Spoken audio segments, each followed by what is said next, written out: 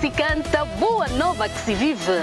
Este será o lema proclamado por todos os catecistas de Cabinda ao Cunene, já neste sábado, 11 de julho de 2026, na Arena da Sapu, às 10 horas.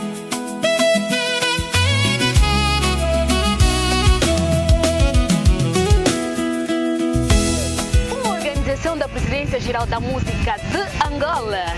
Hinos de louvores serão dados ao Eterno Deus por vários coros convidados nesse dia.